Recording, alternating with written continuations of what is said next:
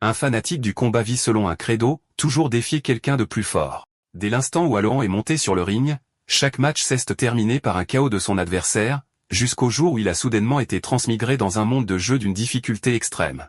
Dans ce monde, les chevaliers et les mages appartiennent à deux factions complètement incompatibles. Le corps qu'il a pris appartenait au jeune maître de la plus puissante famille de mages. Mais parce qu'il est né sans magie, il a été abandonné dans une prison dirigée par des chevaliers. Pourtant, lorsqu'un gardien a incité les détenus à l'attaquer, il les a tous mis à terre à main nue. Cette sensation a instantanément ravivé son désir de défier à nouveau les forts. Après tout, dans sa vie antérieure, il était connu sous le nom de Jin Jino, la légende invaincue du monde du combat. Même à 40 ans, face à de jeunes et puissants prétendants au titre, il avait toujours la certitude absolue qu'il ne perdrait jamais. Lors de ses derniers combats, il a délibérément évité d'utiliser ses jambes. Cela a conduit le public à croire qu'il avait subi une blessure à la jambe. Donc, au début du match, son adversaire a fait semblant de tenter une prise, mais le véritable plan était de lui estropier la jambe de façon permanente. Au moment où l'adversaire pensait que le plan allait réussir, la seconde d'après, il a été mis KO par le coup de pied retourné d'Ealahan. L'arbitre s'est précipité pour vérifier son état et a annoncé la victoire d'Ealahan. Maintenant, il devrait enfin comprendre pourquoi il utilisait rarement ses jambes. Après le match, il a enfilé ses vêtements civils. Il a demandé à son entraîneur de s'occuper de la conférence de presse pendant qu'il partait de son côté. Il a également dit à l'entraîneur de le prévenir une fois que le prochain match serait confirmé. Impuissant face à une demande aussi déraisonnable, l'entraîneur a accepté et lui a rappelé de rentrer en voiture car il pleuvait à verse dehors. Mais Alohan a simplement dit que c'était parfait, que le temps frais serait agréable, et qu'il rentrerait plutôt en courant. L'entraîneur était abasourdi, mais quand il a levé les yeux, la porte s'était déjà refermée. Il est sorti en courant pour prévenir Alohan qu'il y avait 30 km jusqu'à chez lui, mais il a été immédiatement encerclé par des journalistes demandant quand la conférence de presse commencerait et si la rumeur sur la blessure à la jambe d'Alohan était une mise en scène. L'entraîneur, qui accompagnait Alohan depuis de nombreuses années, le comprenait profondément et se sentait mal pour lui car depuis les débuts d'Alohan, il n'avait jamais rencontré d'adversaire à sa mesure. C'était un champion du monde avec un taux de KO de 100%. Concernant la prétendue blessure à la jambe d'Ealahan, l'entraîneur a dit aux journalistes qu'il n'en était rien. Jin Jino s'était imposé cette restriction à lui-même.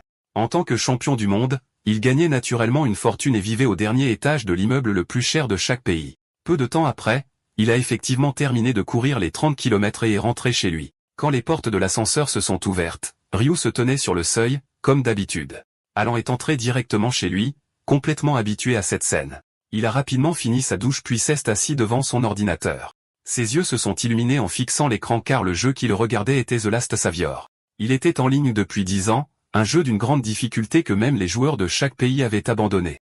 Mais depuis 10 ans, il y jouait tous les jours, s'entraînant et se dépassant constamment, car son but dans la vie avait toujours été de combattre des adversaires plus forts.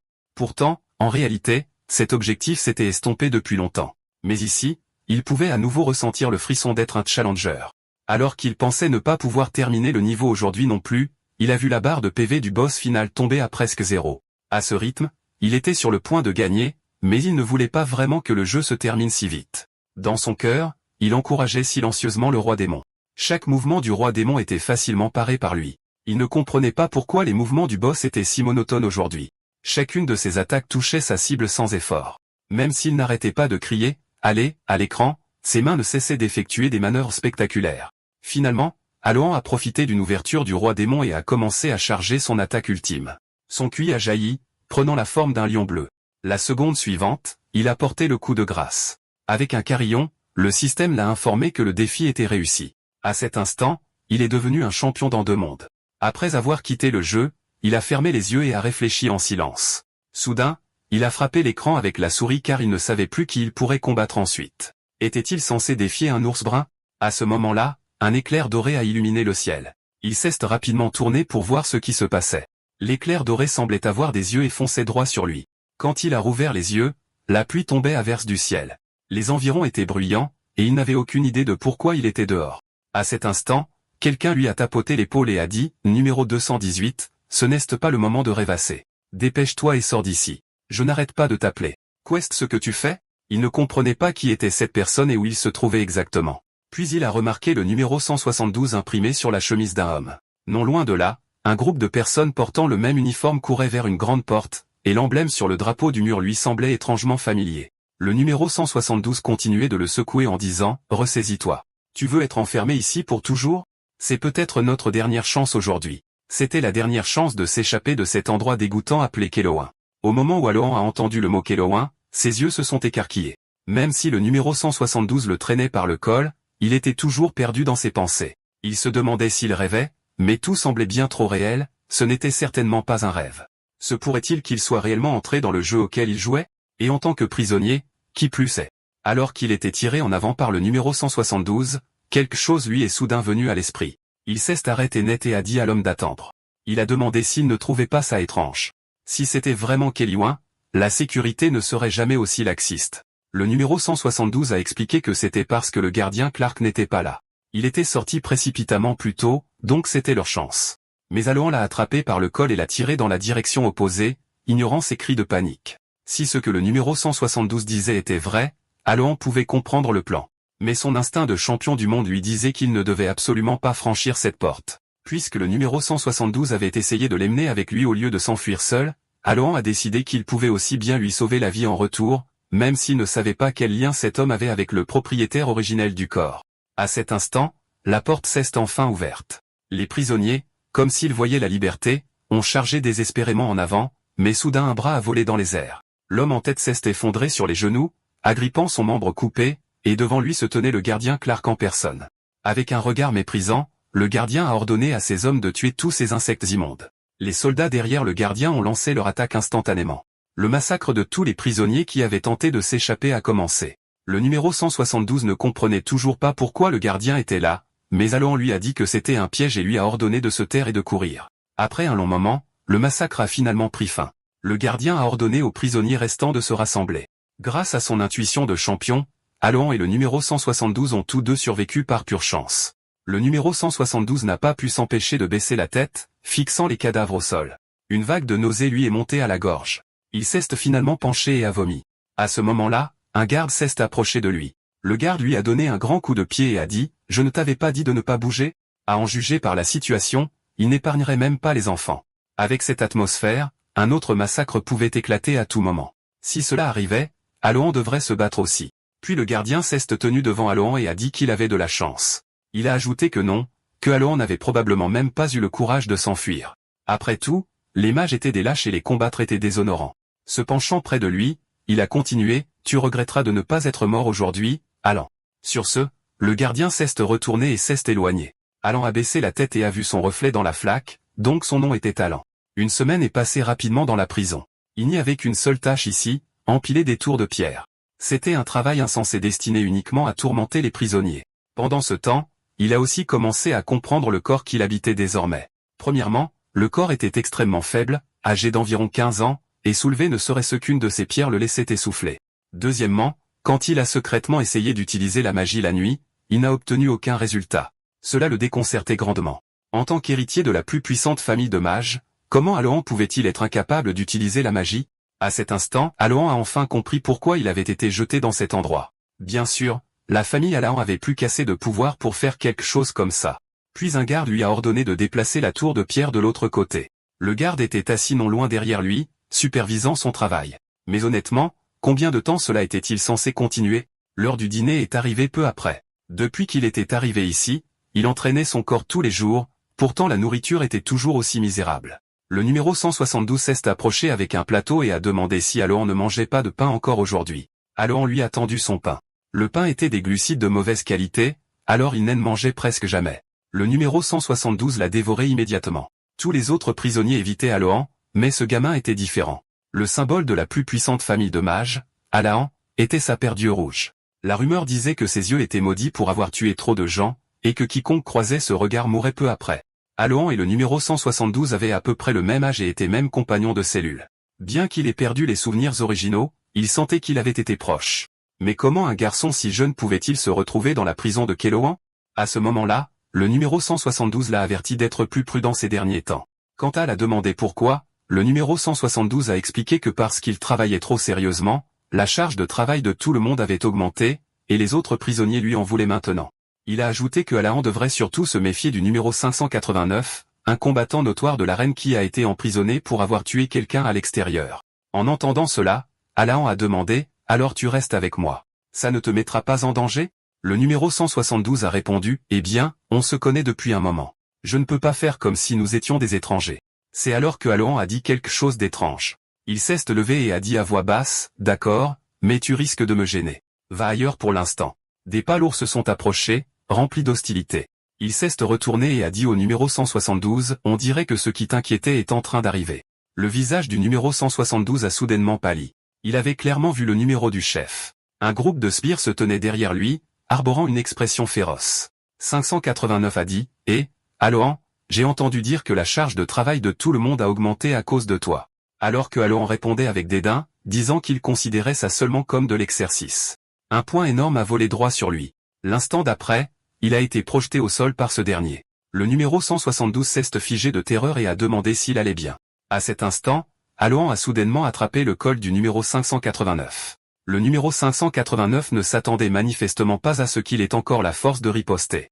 Alohan a enroulé ses bras autour de la tête du numéro 589, a sauté en l'air et l'a frappé violemment au visage avec son genou. Le numéro 172 et les sbires du numéro 589 ont été choqués par la scène, mais les yeux des Alahans se sont aussi écarquillés.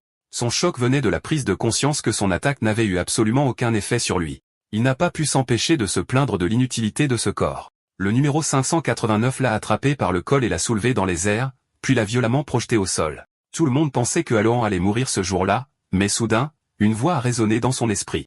Notification, progression de la synchronisation des données, 100. Synchronisation terminée. En entendant cela, le coin de sa bouche s'est relevé en un subtil sourire froid. Alohan s'est lentement relevé, une aura bleue enveloppant tout son corps. Les muscles de ses bras et de ses jambes se sont visiblement épaissis. Une vague de puissance écrasante a jailli instantanément. Il a serré les poings, se familiarisant avec une nouvelle force. Puis il a levé les deux mains, se mettant en position de combat. Avec un léger sourire, il a dit au numéro 589 de réessayer. En le voyant provoquer si audacieusement, le numéro 589 a laissé échapper un ricanement. Faisant craquer ses poings, il a dit avec dédain, « Même ta propre famille n'a pas voulu de toi. D'où un jeune maître rejeté tire-t-il cette confiance ?» Alohan lui a dit d'arrêter de dire des bêtises et a demandé s'il avait peur. « Comme tu voudras, je vais te tuer. » Le numéro 589 a rugi en chargeant en avant. Alohan a saisi le bon moment et lui a donné un coup de pied dans la cuisse, mais le 589 a anticipé le mouvement et a attrapé sa jambe fermement. Au moment où il s'apprêtait à se moquer d'Alohan, ce dernier a pivoté et a asséné un coup de pied circulaire, se libérant et frappant durement la tête du 589. Le numéro 589 s'est tenu la tête, titubant violemment. Alohan ne lui a laissé aucune chance de respirer et lui a donné un coup de pied ascendant, le frappant au menton. Le numéro 589 a instantanément perdu connaissance et a commencé à s'effondrer. Alohan a enchaîné avec un autre coup de pied en plein visage. Le numéro 589 s'est finalement effondré complètement. Je ne comptais pas utiliser mes jambes, mais nous ne sommes pas dans la même catégorie de poids. N'utiliser que les poings est un peu problématique. Voyant leur chef vaincu, les sbires du 589 sont devenus frénétiques et ont sorti leurs armes, chargeant Al. Mais ce dernier a marché vers le 589 à terre sans se presser. Puis il a posé le pied sur lui comme pour se préparer à lui briser le poignet. Il a menacé les sbires du numéro 589. Faites un pas de plus et le 589 passera sa prochaine vie à se faire nourrir à la petite cuillère. Il leur a ensuite ordonné d'amener un garde. Le groupe s'est simplement figé sur place, le foudroyant du regard. Ne voyant aucune réaction, il a ajouté plus de pression. J'ai l'air de plaisanter? Si vous ne me croyez pas, devrais-je lui casser un bras d'abord? Finalement, un sbire a paniqué et est parti en courant chercher un garde. Quelques autres ont emporté le numéro 589, le menaçant que la prochaine fois, il ne l'épargnerait certainement pas. Après être retourné dans la cellule pour se reposer, le numéro 172 l'a regardé avec admiration et a demandé quand il avait appris ses mouvements. Puis il a soudainement changé de sujet et a dit, « Attends, tu as toujours été aussi grand. Je me souviens qu'on faisait à peu près la même taille. » Alohan a balayé ça d'un revers de main. « Travaille dur à empiler des pierres et tu grandiras. » En vérité, la synchronisation des données a importé ces statistiques du monde réel dans le jeu. Mais même ainsi, ce corps n'était encore que celui d'un enfant. À ce moment-là, une fenêtre de statut est apparue devant lui. Il voulait vérifier ses statistiques depuis un moment. Nom, Jade Alohan. Classe, mage. Taux de croissance diminué. Pénalité activée. Mana, 0. En voyant cela, il fronça les sourcils. Est-ce que c'est bien ça? Mana, 0. Intérieurement, il n'arrêtait pas de pester. Sérieusement? Un mage? Un Alohan? Comment ont-ils pu me refiler des stats aussi merdiques? Même s'il a redémarré la fenêtre de statut, incrédule, le résultat est resté le même. Le mana était toujours à 0. À cet instant, le numéro 172 lui a demandé ce qu'il faisait et Alohan a masqué sa gêne par un grand rire. Après avoir accepté la réalité, il s'est allongé sur son lit et a mis de l'ordre dans ses pensées. Il a finalement compris pourquoi un échec aussi lamentable que ce corps avait été abandonné par la famille. La famille Alohan ferait absolument une chose pareille. Maintenant, il ne pouvait que se calmer et vérifier les choses lentement. Pourtant, la force, l'agilité, l'endurance et la perception étaient tout au maximum à 110, ce qui était une chance à sa manière. Bien que le taux de croissance réduit soit assorti de pénalités, ce corps maigre et sous-développé ne pouvait de toute façon pas afficher son plein potentiel. Cette pénalité devrait être corrigeable une fois qu'il aura bien entraîné ce corps, mais la nourriture ici était vraiment horrible. Pourtant, il avait un tas de traits qu'il n'avait jamais vus auparavant, et ils étaient tous de rang S. D'après ce qu'il savait, l'immunité au poison et le combattant immortel étaient des traits qu'il avait débloqués en jouant. Si son mana n'était pas à 0, ce serait un personnage surpuissant, mais cette configuration était clairement conçue pour l'énerver. Après avoir fait le point sur la situation, il s'est redressé. Il s'occuperait du reste plus tard. Il devait aussi y avoir un moyen de résoudre le problème de mana. À ce moment-là, un garde a crié, les numéros appelés, sortez. Les prisonniers ont commencé à être appelés un par un et à quitter leurs cellules. Ils se sont alignés en silence sur une seule file. Elle a demandé au numéro 172, que leur arrive-t-il? Il a répondu, ce sont des condamnés à mort. On les emmène pour leur dernier repas. Elle ne connaissait pas le concept du dernier repas, alors 172 a expliqué qu'avant l'exécution, ils peuvent demander la nourriture qu'ils veulent. En entendant cela, l'esprit des Alohan s'est illuminé. Il a instantanément élaboré un plan. Alan a demandé son nom au garçon. Le garçon a croisé les bras et a dit qu'il s'était toujours appelé par leur numéro, et qu'il avait oublié leur vrai nom depuis longtemps. Il s'est alors présenté comme Ryu, un gamin des rues sans famille, et a demandé son nom à Alohan en retour. Alohan a répondu qu'il était Jade Alohan, puis a demandé si Ryu voulait quitter cet endroit. Ryu a répondu, bien sûr. Il n'a jamais eu l'intention de rester ici pour toujours, et il avait ses propres raisons de sortir. En entendant cela, Alohan lui a demandé s'il avait déjà pensé à un moyen de s'échapper. Ryu a réfléchi un instant et a dit que la seule sortie était la porte principale, et que la clé de cette porte était avec le directeur. Alohan a demandé, donc nous devons d'abord vaincre le directeur et voler la clé? Mais Ryu a rétorqué, lui demandant s'il plaisantait, et lui a rappelé que le directeur, même à la retraite, était toujours un chevalier à 5 anneaux. Dans les souvenirs hérités des Alohan, le directeur Clark était un chevalier qui méprisait les mages à l'extrême. Dans le monde de The Last Savior, les chevaliers et les mages avaient toujours été des ennemis naturels. Mais Alan n'était pas sûr de pouvoir battre un chevalier à 5 anneaux à la retraite, alors il a dit qu'il ne semblait pas y avoir d'autres moyens. À ce moment-là, Ryu a dit que voler suffisait. Il a expliqué que les gens élevés dans la rue apprenaient à faire les poches avant d'apprendre à saluer les autres.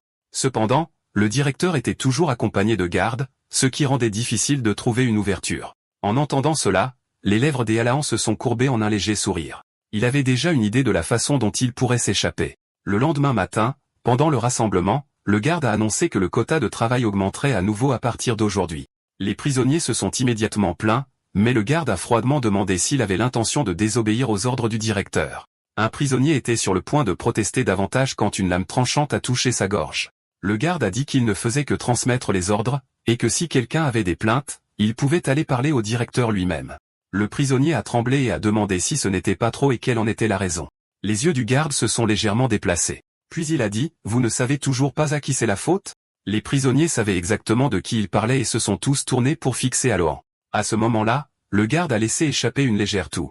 Il s'est retourné et s'est éloigné en disant qu'il allait fumer une cigarette et revenir. Ryu s'est approché nerveusement des Alohan, murmurant que quelque chose n'allait pas, mais Alohan lui a simplement dit de rester plus en arrière.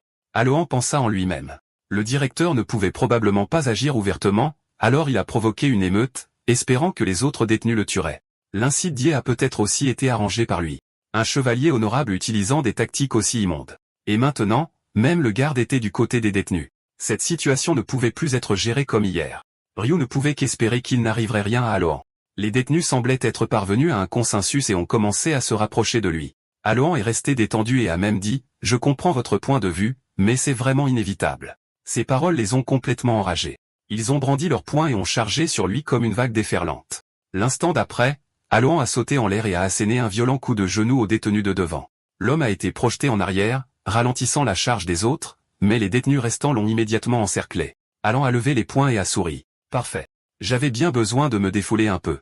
Venez tous, je vous attends. » En un éclair, les détenus ont attaqué de toutes les directions. Alohan s'est souvenu que pendant les combats en cage, il trouvait toujours trop ennuyeux de s'occuper des adversaires un par un. Il préférait les affronter tous en même temps. Il avait donc rêvé d'une situation exactement comme celle-ci, un contre plusieurs. Il a commenté nonchalamment, « Vous pourriez être un peu plus agressif. » Juste à ce moment-là, du coin de l'œil, il aperçut un mouvement soudain. Il s'est baissé instantanément, évitant de justesse le coup d'un agresseur derrière lui. Il a frappé en arrière avec son coude, l'écrasant contre le menton de l'agresseur. Puis il s'est glissé dans la foule comme un éclair. Partout où ses poings et ses pieds atterrissaient, les détenus tombaient au sol en hurlant de douleur. Ryu regardait de pas très loin, assistant à un massacre complètement à sens unique. Il était stupéfait, incapable de croire que la personne avec qui il avait vécu tous les jours était aussi incroyablement forte. À ce moment-là, le numéro 589 est apparu derrière Ryu, l'a attrapé et lui a ordonné de venir. Mais elle n'en avait aucune idée de ce qui arrivait à Ryu. Il était complètement plongé dans le combat. Voyant à quel point il était féroce, les détenus restants ont sorti des couteaux, mais il n'a montré aucune peur. Pour lui, le frisson d'esquiver les attaques, l'adrénaline de porter un coup net. C'est exactement pour ça qu'il était tombé amoureux des sports de combat. Intérieurement, il rugissait d'excitation, encore, allez. Mais quelqu'un derrière lui a appelé, Alohan, arrête de faire le malin. Va juste mourir tranquillement. Tu devrais mieux t'occuper de tes amis. Derrière cet homme, le numéro 589 tenait fermement Ryu. En voyant cela, la colère a éclaté en Allon. Pourtant, il s'est contenté de sourire. Ordure. Tu viens de commettre une très grave erreur. L'homme qui se tenait derrière le numéro 589 a laissé échapper un rire sinistre. Tu devrais te sentir honoré de m'affronter. Je suis un chevalier à 2 anneaux, et toi, Aaron, quelqu'un sans même une once de mana, tu n'as qu'une seule fin possible, la mort. Sur ce, il a sauté en l'air, l'épée levée pour frapper. Je me suis décalé sur le côté, esquivant le coup. Son attaque n'a frappé que le vide. Mais quand il a relevé la tête, il a vu que j'avais déjà mis le numéro 589 à terre et sauvé Ryu. Sa voix tremblait, impossible. Qu'est-ce que tu viens de faire? Tu ne peux même pas utiliser la magie. J'ai répondu nonchalamment, ce n'est pas de la magie. Avant même que mes mots ne se soient estompés, ma silhouette s'est brouillée et j'ai traversé l'espace libre comme un fantôme. En un clin d'œil, j'étais déjà devant lui. Ma jambe droite a dessiné un arc vif dans les airs et s'est abattue sur son cou. L'homme a été projeté à plusieurs mètres en arrière. À ce moment-là, le directeur a franchi la porte derrière moi. Nos regards se sont croisés, la tension a explosé instantanément. Il a exigé que j'explique ce qui s'était passé. Puis la voix de Ryu a retenti, « Attendez !» Courant vers nous, Ryu a crié, « Le 218 est la victime. Ils m'ont pris en otage pour le tuer. » C'était de la légitime défense. En entendant cela, les sourcils du directeur se sont froncés. Il a jeté un regard dégoûté aux détenus à terre, les maudissant silencieusement d'être des idiots. Soudain, il m'a demandé si j'avais ouvert mes canaux de mana. J'ai balayé ça d'un revers de main. Comment le saurais-je? À cet instant, une aura violette a jailli du corps du directeur. Tous les détenus se sont effondrés à genoux sous la pression, tremblant de manière incontrôlable. Mais Ryu n'était encore qu'un enfant, et il s'est effondré de tout son long sur le sol. Pourtant, une énergie bleue a de nouveau jailli autour de lui, complètement insensible à la pression du directeur, ce chevalier à 5 anneaux. Puis une fenêtre système est apparue devant lui. Trait de rang S, l'âme noble du champion résiste à la suppression. Il a souri en pensant, alors c'est une immunité de type mental. Cette capacité est totalement injuste. Dans son monde d'origine, son corps avait déjà atteint son apogée. Il était hors de question qu'il soit réprimé par un simple moins que rien à 5 anneaux. Le directeur était complètement abasourdi. Il ne s'attendait pas à ce qu'il reste là, parfaitement indemne, surtout quelqu'un qui n'avait même pas éveillé son mana. Le directeur a pris une profonde inspiration. Un instant plus tard, une aura encore plus écrasante a jailli de son corps, mais il est resté là, indemne. Il a pensé, c'est un trait de rang S. Que peux-tu faire d'autre? Astérisque. Sa réaction a dépassé les attentes du directeur, le laissant figé sur place. Le garde derrière lui n'a finalement pas pu le supporter et l'a supplié d'arrêter. Le directeur n'a eu d'autre choix que de retirer son aura. Il a retroussé ses lèvres en un sourire narquois, pensant, heureusement qu'il s'est arrêté là. S'il s'était mis en colère et avait commencé à brandir son épée, j'aurais pu y passer. Le directeur l'a fusillé du regard comme s'il voulait le déchiqueter vivant. Finalement, il n'a pu que leur ordonner de reprendre le travail avant de se retourner pour partir avec une expression sombre. Mais il a interpellé le directeur, disant qu'il avait quelque chose à dire. Le directeur s'est retourné avec colère, demandant ce qu'il voulait. Il a expliqué qu'il en avait marre d'empiler des pierres et d'être constamment sur ses gardes, craignant les attaques des autres détenus. Alors j'ai décidé d'aller mourir. Ryu a eu des sueurs froides en entendant cela et a demandé à la hâte de quoi Alohan parlait. Mais Alohan l'a ignoré et a continué, comme je l'ai dit, je vais devenir un condamné à mort. Le directeur a demandé, incrédule. Tu comprends ce que ces mots signifient, n'est-ce pas? Si tu changes Davis plus tard, je ne te pardonnerai jamais. Alohan a levé le menton avec indifférence. Peur que je le regrette? Tu veux l'enregistrer avec un orbe de cristal? Les yeux du directeur se sont illuminés instantanément. C'était exactement ce qu'il voulait. Il s'est immédiatement retourné et a ordonné à ses hommes d'apporter l'orbe de cristal. Alohan a continué calmement. J'ai entendu dire que pour le dernier repas, on peut manger ce qu'on veut, Alors je vais décider maintenant. Mon dernier repas sera du bœuf des États de Bella, et je veux en manger jusqu'à ce que mon estomac éclate. Les gardes derrière le directeur ont tous montré des expressions choquées. L'un d'eux a marmonné, comment quelque chose d'aussi cher pourrait-il être servi à un condamné à mort? Le bœuf des États de Bella était l'un des aliments les plus rares de The Last Savior. Son goût était si bon que des descriptions comme la force jaillit après en avoir mangé ou ce combat peut maintenant être gagné apparaissaient souvent dans certaines quêtes, et les joueurs s'en servaient même pour soudoyer les PNJ. Les mains sur les hanches, Alejandro a dit, je paie avec ma vie. Ce n'est pas trop demandé. N'est-ce pas? Mais je veux celui de rang S. Si vous essayez de tricher, tout est annulé. Ryu a de nouveau parlé. Tu acceptes vraiment la peine de mort? C'est seulement à ce moment-là que Alohan s'est souvenu de lui. Il a pointé Ryu du doigt. Il vient aussi. Préparez-en assez pour que nous puissions manger tous les deux jusqu'à en mourir. Le directeur ordonna à ses hommes d'accéder à la demande, disant que comme Alohan allait mourir de toute façon, autant accepter. Des sueurs froides coulaient sur le visage de Ryu tandis qu'il bégayait, et mon avis dans tout ça? Et c'est ainsi que seul Ryu en a fait les frais. Les jours suivants, Alohan ne travailla pas du tout. Il se contentait de manger les rations des gardes et se concentrait sur son entraînement. Pendant ce temps, Ryu était complètement perplexe, pourquoi Alohan continuait-il à s'entraîner alors qu'il était condamné à mort? Mais la vraie raison pour laquelle Alohan avait choisi cette voie était que le dernier sauveur avait un système spécial. Lorsqu'une statistique atteignait sa valeur maximale de 100, toute nouvelle expérience débordait automatiquement sur les autres statistiques. Et comme toutes ces statistiques, sauf le mana, étaient déjà à 100, cela signifiait que chaque bride d'expérience qu'il gagnait ici irait directement dans le mana. À ce moment-là, un garde arriva et appela Alohan et Ryu. Le visage des Alohan s'illumina de joie, tandis que Ryu se tenait la tête et se lamentait misérablement. Un festin complet de bœuf de Bellade était déjà servi sur la table.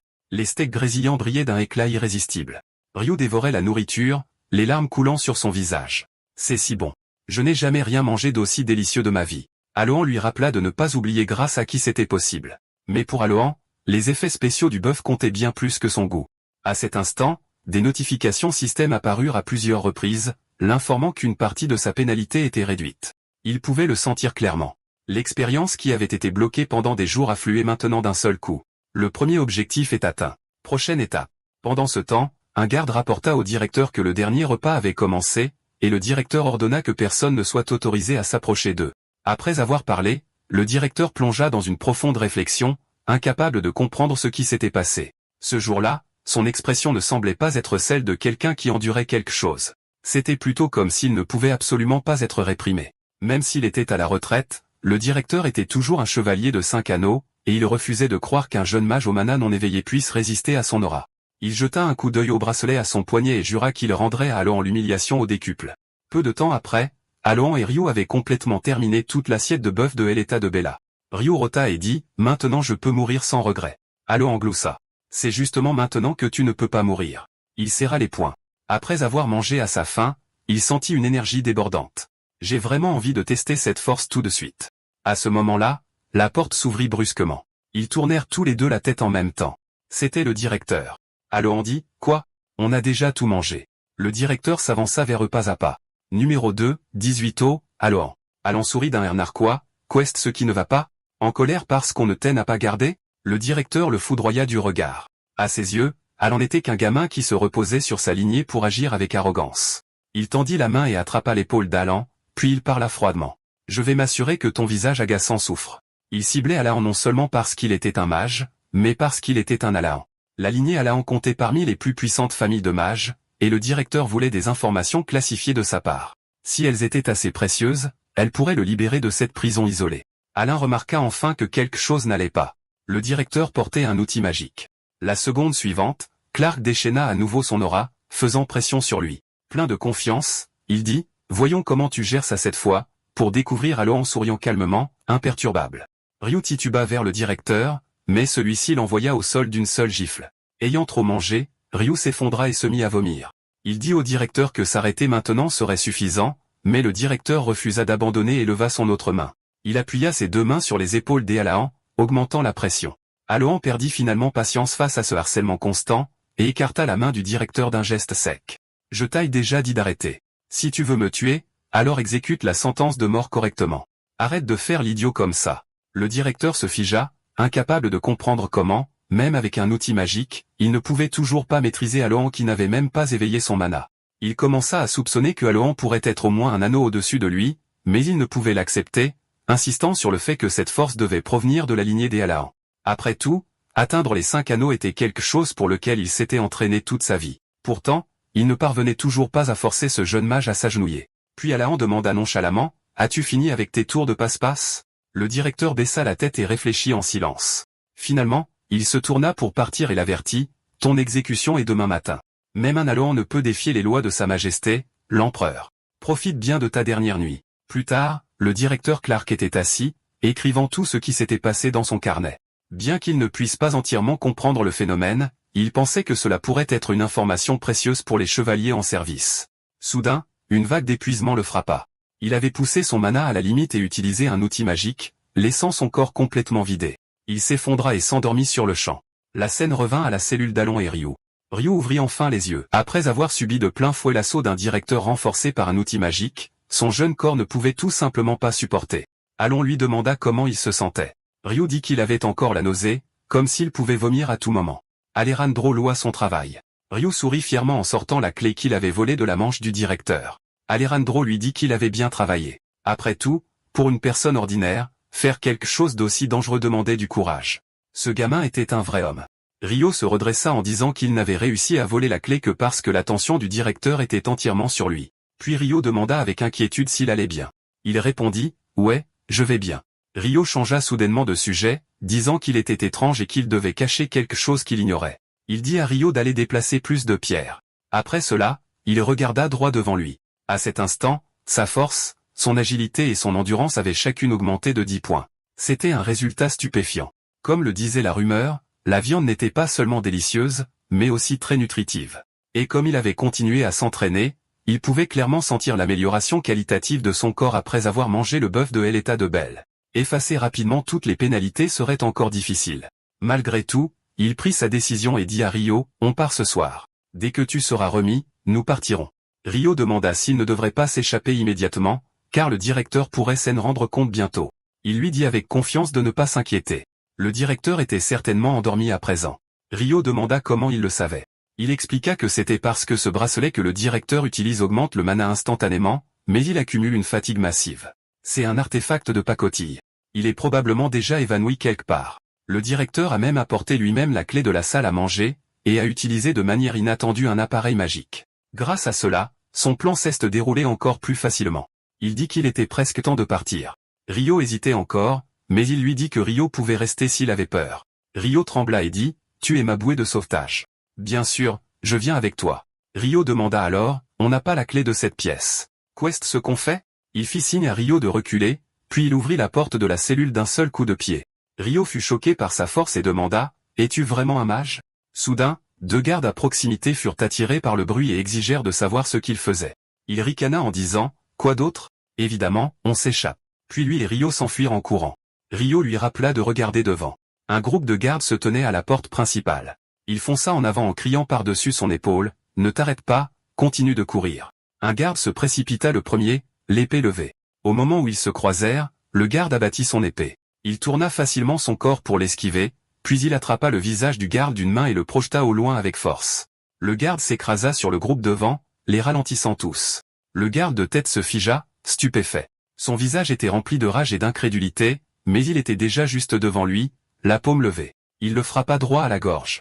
Les veines du garde se gonflèrent instantanément alors qu'il laissait échapper un à étrangler, incapable de parler, mais il ne s'arrêta pas. Il passa immédiatement devant le garde, puis chargea vers les gardes derrière lui. Ces gardes, déjà secoués par sa force, n'osèrent pas riposter. Il sauta comme un coureur de haie, donnant un coup de pied au garde qu'il avait jeté plus tôt. En atterrissant, il se baissa pour esquiver l'attaque d'un autre garde, puis un coup de pied crochet retourné frappa ce garde en pleine tête. Il atterrit finalement avec stabilité. Un autre garde l'attaqua avec une épée levée. Il esquiva de nouveau avec facilité. Posant une main au sol, il pivota pour un coup de pied circulaire rapide qui percuta la tête du garde, puis sauta et écrasa complètement le garde au sol. Il jeta un coup d'œil en arrière. 2 gardes chargeaient, épée levée. Au lieu de la peur, de l'excitation illumina son visage. Il sourit. En un instant, sa jambe fouetta l'air et frappa les 2 gardes à la fois à une vitesse fulgurante. Ryo, qui le suivait, était abasourdi par ce qu'il venait de voir. Le temps que le directeur soit réveillé par les gardes, tout ce qu'il vit fut un champ d'hommes blessés, tandis que les 2 autres s'étaient déjà échappés par la porte principale. Furieux, ses yeux s'écarquillèrent de rage, et il ordonna immédiatement à ses hommes de les capturer le plus vite possible. Pendant ce temps, dans le village voisin de Moda, un petit œil regardait à travers la fente d'un tonneau en bois banal, scrutant les environs. Après avoir confirmé qu'il avait semé les gardes à leur trousse, lui et Rio soulevèrent le couvercle et sortirent la tête. Il demanda à Rio où ils étaient. Rio expliqua que c'était un petit village appelé Mota, le seul campement près de la prison. Il demanda alors, « Est-ce que les gardes ne viendront pas ici en premier ?» Rio répondit, « On ne peut rien y faire. La ville est trop loin. Tant qu'on se fond dans la foule, on devrait être en sécurité. » Il dit qu'il suivrait les indications de Rio, puis demanda ce que Rio cherchait. Rio sortit des vêtements du tonneau et dit, « Ceux-ci te vont parfaitement, mêlés. » Il fronça les sourcils et demanda, « Dois-tu vraiment choisir quelque chose qui me fait ressembler à un mendiant ?» Rio expliqua, « Il y a des mendiants partout ici. C'est le déguisement le plus sûr. » Une fois le déguisement terminé, Rio lui dit de ne pas bouger pendant qu'il allait chercher quelques affaires. Il demanda, « As-tu au moins de l'argent? Comment vas-tu te procurer quoi que ce soit ?» Rio sourit fièrement et dit, « Pourquoi aurais-je besoin d'argent ?» Il se dit que la façon de penser de ce gamin était définitivement différente des autres. Rio lui rappela une fois de plus de ne pas s'éloigner, disant qu'il serait bientôt de retour, ajoutant qu'il était son compagnon après tout. Alohan resta silencieux. Il n'était vraiment pas sûr de pouvoir faire confiance à Ryu. Une heure plus tard, Ryu revint enfin. Alohan demanda ce qu'il avait apporté. Ryu sortit une lentille à couleur changeante et la lui mit. Leurs pupilles cramoisies devinrent bleues, fonctionnant comme des lentilles de contact cosmétiques. Ryu expliqua que les pupilles rouges étaient la signature de la famille Alohan et bien trop voyantes. Il fallait les cacher. Dans le sud, cependant, c'était le territoire des bars et le bleu était la couleur la plus populaire. Parmi ces nobles pompeux, même la couleur des yeux était considérée comme une décoration. En entendant cela, Alohan plongea dans une profonde réflexion. Il connaissait extrêmement bien la famille Bahar. Son personnage principal dans le jeu avait été Torres Bahar, et il avait terminé la fin finale en utilisant ce personnage. Les mages appartiennent aux Alohan, les maîtres d'épée aux Bahar. Dans ce monde où les deux lignées se méprisaient, même la couleur des yeux était un symbole de division. Ryu le conduisit ensuite à un lieu de repos qu'il avait trouvé sur le chemin du retour, une écurie à chevaux. Alohan ne cessait de s'interroger sur sa situation. Comment les choses en sont-elles arrivées là? Un instant, il avait ouvert les yeux et s'était retrouvé dans le jeu, et non seulement ça, mais il était prisonnier. Maintenant, il dormait dans une écurie, et il ne comprenait toujours pas pourquoi Ryu insistait pour le suivre. Ryu l'appelait un compagnon, pourtant la cible du directeur était clairement lui. Rester près de lui ne signifiait que du danger. Pourtant, Ryu était un pickpocket né dans la rue, vif et utile, et Allah avait besoin de cette aide en ce moment. C'est pourquoi il avait choisi de rester avec lui. Mais même ainsi, il n'était pas sûr de pouvoir vraiment lui faire confiance. Au même moment, Ryu était également éveillé, perdu dans ses propres pensées. Le lendemain matin, la lumière du soleil filtrait à travers les fissures de l'écurie, réveillant Alohan. La nuit dernière, il faisait trop sombre pour y voir clair, et Alohan ne s'était jamais attendu à finir par dormir dans un endroit aussi sale et malodorant. Ryu se redressa également, s'étirant paresseusement, en disant que Alohan était vraiment à la hauteur de sa réputation d'élite noble. Était-il mal à l'aise dans un endroit comme celui-ci? Alohan répondit que personne n'aimerait rester dans un endroit pareil. Ryu acquiesça, disant que tout le monde faisait simplement des compromis avec la réalité. Alohan se leva et dit que ça n'irait pas. Il devait d'abord gagner de l'argent. Au minimum, il devait se remplir l'estomac. Ryu lui a demandé comment il comptait gagner de l'argent. Éviter le regard des gardes était déjà assez difficile. Il a même suggéré à Alohan d'apprendre à être un pickpocket. Alohan a refusé avec assurance et a dit à Ryu de l'aider à trouver un endroit. Ryu, l'air confus, a demandé où, et Alohan a répondu, l'arène. Ryu a rapidement découvert où se trouvait l'arène souterraine. À ce moment-là, deux hommes costauds se battaient férocement sur la scène.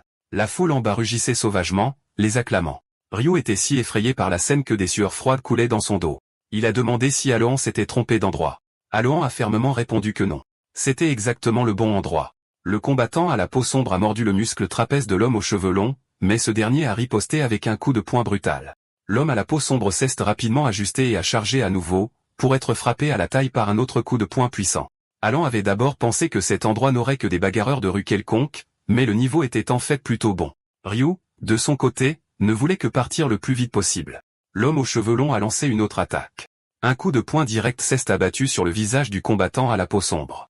Avant que l'homme à la peau sombre ne puisse reprendre son souffle, une rafale de coups de poing s'est abattue sur lui comme des tirs de canon. Ryu était sur le point de dire à Alohan qu'il devrait partir. Issei était bien plus fort que les prisonniers de Kerouin, mais quand il s'est retourné, Alohan était introuvable. Le public entier est resté bouche bée devant ce qui s'est passé ensuite, car Alohan avait arrêté le coup de poing des Ishas avec une seule main, bien qu'il ne soit manifestement pas dans la même catégorie de poids. Alohan a dit à Issei qu'il n'avait pas remarqué que l'homme à la peau sombre s'était déjà évanoui et qu'il ne devrait pas en faire trop. Issei était complètement abasourdi, incapable de comprendre qui osait lui parler de cette façon. Et Ryu était figé d'incrédulité, se demandant pourquoi ce fou d'Alohan avait sauté sur la scène. Alohan s'est tourné vers l'arbitre et lui a demandé s'il avait accepté un pot de vin. L'issue était déjà claire. Pourquoi le match continuait-il? Cela n'enfreignait-il pas les règles? À ce moment-là, Issei a violemment repoussé sa main. Il a demandé ce que Alohan essayait de faire, craignant secrètement que si ce garçon était un noble, les choses pourraient devenir compliquées. Mais Alohan a plutôt demandé, ça ne se voit pas. L'arène entière est devenue silencieuse. Tous les regards étaient fixés sur Alohan, attendant sa réponse. Alohan a expliqué qu'il n'était qu'un mendiant des rues. La seconde suivante, il fut noyé sous un raz-de-marée d'insultes de la foule. Pourtant, il s'en fichait complètement, disant qu'il prendrait ses responsabilités. Il allait combattre ce type lui-même. Était-ce acceptable? Il a dit à tout le monde d'attendre ça avec impatience. Il leur montrerait un match intéressant. À ce moment-là, Ryu est arrivé en courant, paniqué. Il a débité ses mots comme une mitraillette, suppliant Alohan de ne pas combattre Issei, disant qu'Ika était le plus fort ici, et qu'il ne croyait absolument pas que Alohan puisse gagner. La tête des Alohan le lançait à cause de ses plaintes, et il se gratta la tête en ordonnant à Ryu de parier tous leurs biens sur sa victoire. Ryu était sur le point de continuer à le persuader quand Alohan l'a interrompu.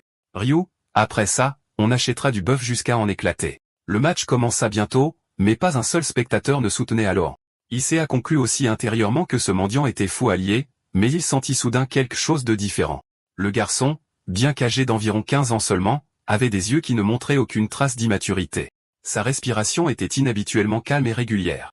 Ce qui ressortait le plus, c'était que la posture des Alohan était complètement différente de celle des autres, agressive mais stable, sans la moindre faille. Issei a senti soudain une vague de tension. Avait-il vraiment peur d'un mendiant? La honte et la colère montèrent en lui, et il se jeta en avant, attaquant Alohan le premier. Dès la seconde suivante, le poing des Alohan avait déjà frappé sa joue. Le sang coulait du nez des Ishas alors qu'il regardait avec incrédulité. Alohan garda sa posture de combat, marmonnant pour lui-même qu'il ne fallait pas ramener sa main à l'épaule en donnant un coup de poing.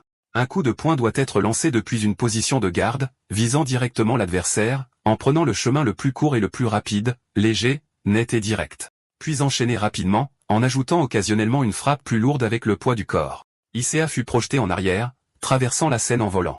Du sang et des dents jaillirent de sa bouche. Dans les gradins, Ryu, qui priait silencieusement pour Alohan, ouvrit lentement les yeux au son des halètements de la foule. Il vit Issei couvert de blessures, tenant à peine debout. Tandis que Alohan restait complètement indemne, se déplaçant avec aisance. Ryu était abasourdi, sans voix.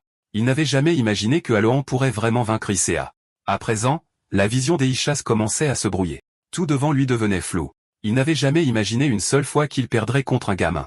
Il lança un coup de poing désespéré de toutes ses forces, mais Alohan l'esquiva facilement en se baissant. Il ne pouvait pas comprendre. Pourquoi ne pouvait-il pas esquiver ces coups de poing apparemment désordonnés? C'était inévitable. Après tout, il venait de deux mondes différents.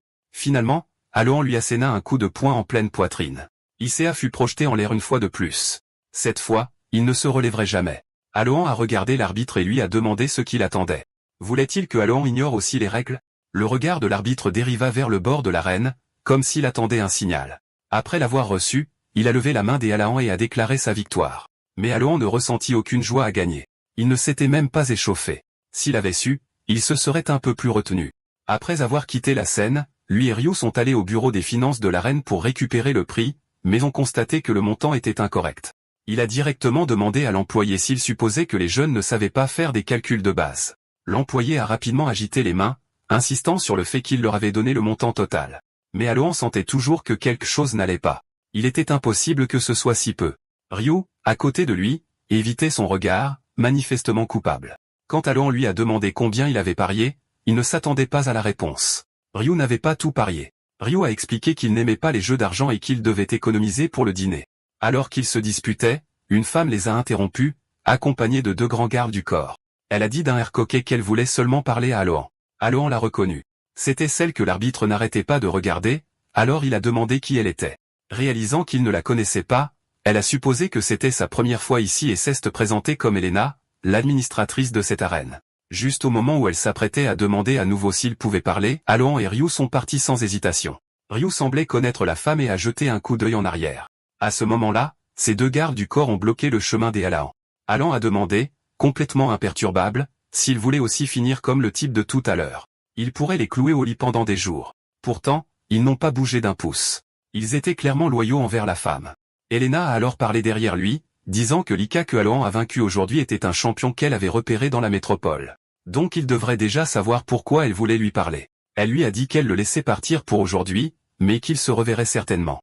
La prochaine fois, il pourrait parler plus confortablement, car elle aimait les gens forts. Alohan est resté silencieux, indifférent à tout ce qu'elle disait. Après cela, Alohan et Ryu sont allés dans un restaurant de barbecue. Ryu mourait de faim, mais a tout de même rappelé à Alohan qu'il ne devait absolument pas contrarier cette femme de tout à l'heure. Elena pouvait sembler n'être que l'administratrice de la reine, mais elle était en réalité le pouvoir caché de la ville. Tant qu'il resterait ici, il la croiserait inévitablement. Alohan a dit qu'à ses yeux, ce n'était qu'une simple renarde. Ryu a répondu que oui.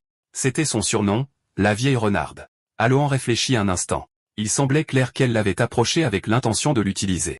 C'était la même chose quand il est entré pour la première fois dans le monde des sports de combat. Une fois qu'il a montré du talent, de nombreuses agences l'ont contacté, la plupart voulant l'utiliser comme un outil pour gagner de l'argent.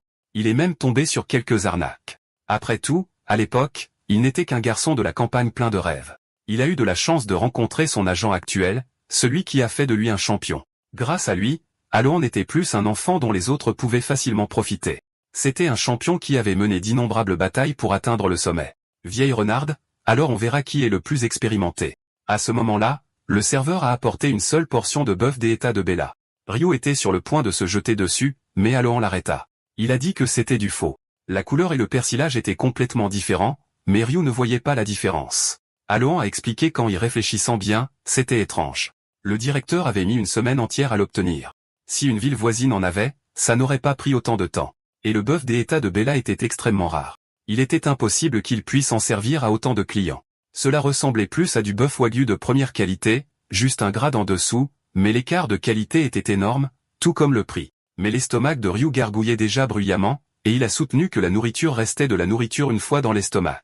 Alohan a répondu que payer le prix du bœuf des États de Bella pour du faux bœuf était vraiment injuste, et qu'il n'avait même pas d'argent. Signaler cela était leur droit de consommateur.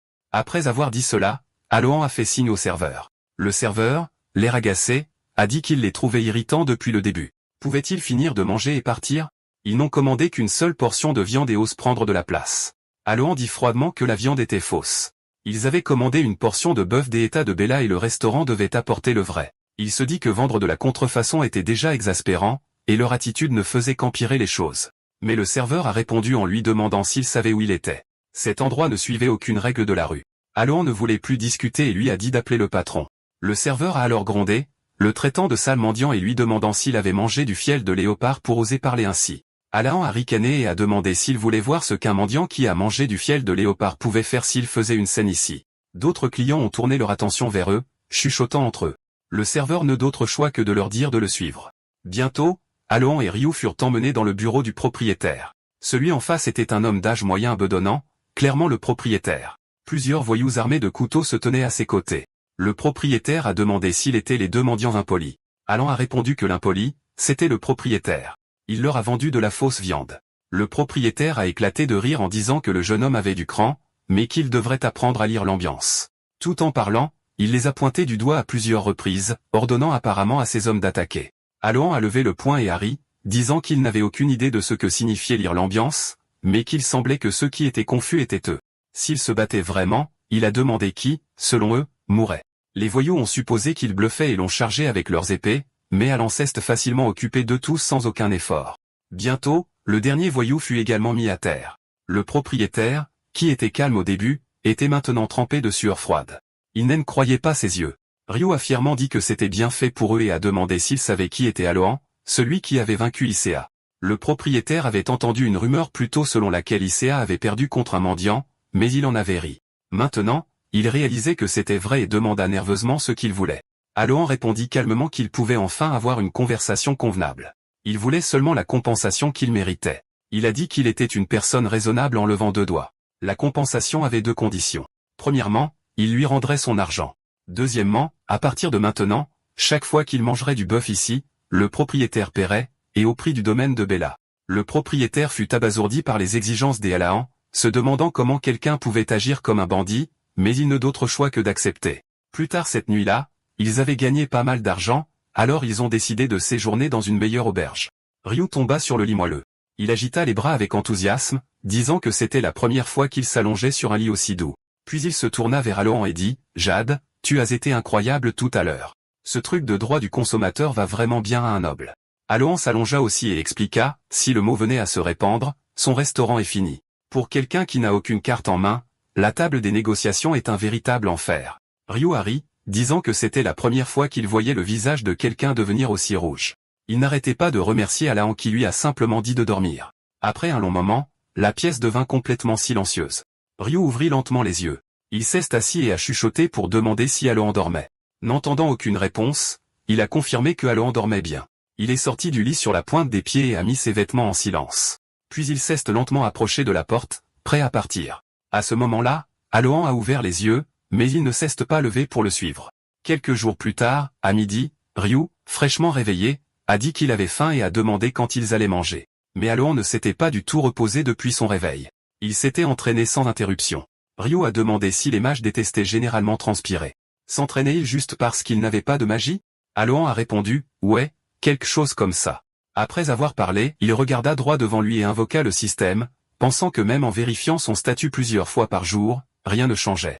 Il commençait à se demander s'il était maudit. Peut-être était-ce parce que passer de 0 à 1 signifiait créer quelque chose à partir de rien. Cette étape prenait naturellement du temps. Et une fois ce cap franchi, les choses devraient aller plus facilement. Bien sûr, ce n'était que ce que Alohan espérait. Le voyant hébété, Ryu demanda avec inquiétude ce qui n'allait pas. Alohan se leva et dit que son entraînement matinal était terminé. Il devrait aller manger. Ryu demanda joyeusement ce qu'il allait manger aujourd'hui. Alohan gloussa et dit qu'il mangerait du bœuf. Ça faisait un moment. Le visage de Ryu s'illumina instantanément. Il n'avait pas mangé de bœuf depuis 3 jours. La raison était simple. Même l'effronterie avait des limites pour éviter les ennuis. Plus important encore, ils avaient mangé 10 portions le premier jour, donc il leur restait beaucoup d'argent. Alohan baissa la tête et demanda combien de pièces d'or il leur restait. Ryu dit qu'il n'en restait pas beaucoup. Les prix en ville étaient extrêmement élevés. Alohan resta silencieux, pensant qu'après avoir joué à ce jeu pendant 10 ans, bien sûr, il comprenait l'économie.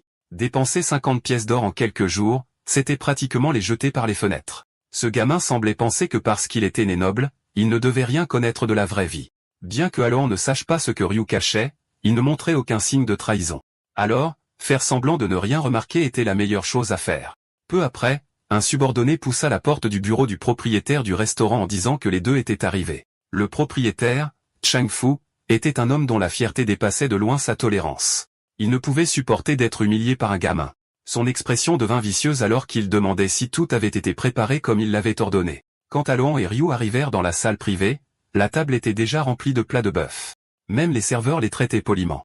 Après le départ du serveur, Alohan demanda pourquoi tout le monde était si amical. Ryu s'en fichait et se demandait si c'était parce qu'il avait changé de vêtements, mais Alohan sentait toujours que ce n'était pas une raison suffisante.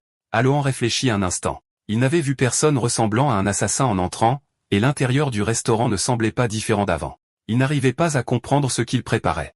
À ce moment-là, Ryu lui demanda s'il n'avait pas faim et lui tendit une bouchée enroulée dans de la laitue qu'il venait de préparer. Mais à l'instant où Alohan accepta la bouchée, une pensée traversa son esprit. Il dit urgemment à Ryu de le recracher. Il ne faut pas manger la viande.